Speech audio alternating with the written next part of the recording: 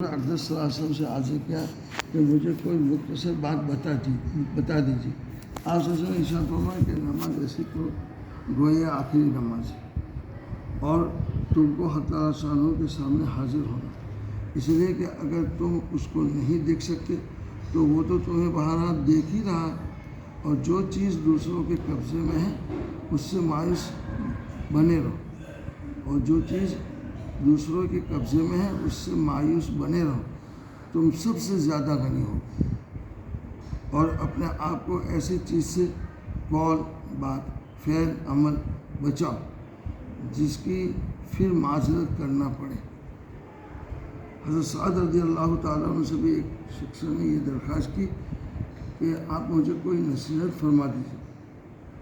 انہوں نے فرمایا کہ جب نماز پڑھو تو بہت اچھی طرح وضو کرو، اس لیے کہ بغیر وضو کے نماز نہیں ہوئی، اور بغیر نماز کے ایمان نہیں۔ پھر جب نماز شروع کرو تو ایسی پڑھو جیسا کہ آخری نماز ہو، اور بہت سی حاجتیں طلب نہ کیا کرو، اس لیے کہ یہ بھی فوری فقر ہے، اور جو چیز دوسروں کے قبضے میں ہو اس سے اپنے آپ کو بالکل مایوس رکھو، یہی اصل غنا ہے، اور کوئی کلام اور کوئی فعل کوئی عمل ایسا نہ ہو جس سے پھر معذرت کرنا پڑے اور معافی چاہنا پڑے۔ امام غزالی رحمۃ اللہ علیہ فرماتے ہیں کہ بعض آدمی یہ سمجھتے ہیں کہ مال کا چھوڑ دینے والا زاہد ہے، یہ صحیح نہیں،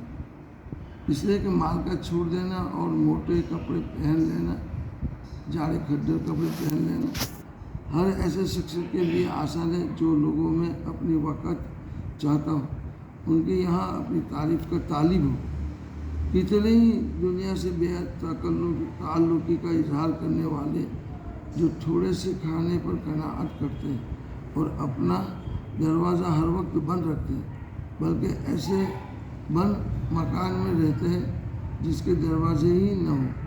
ان کا مقصد صرف یہ ہے کہ لوگوں کے یہاں ان کی شہرت ہو،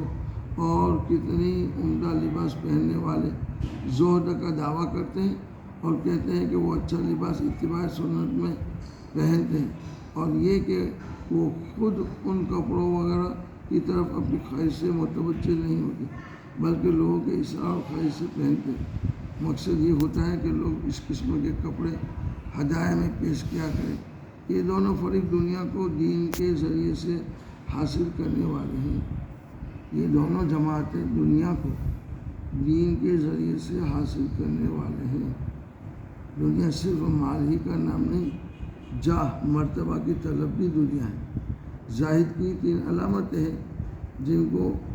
حضرت شیخ فرماتے ہیں جن کو اپنے اندر پیدا کرنے کی کوشش کرنا چاہیے۔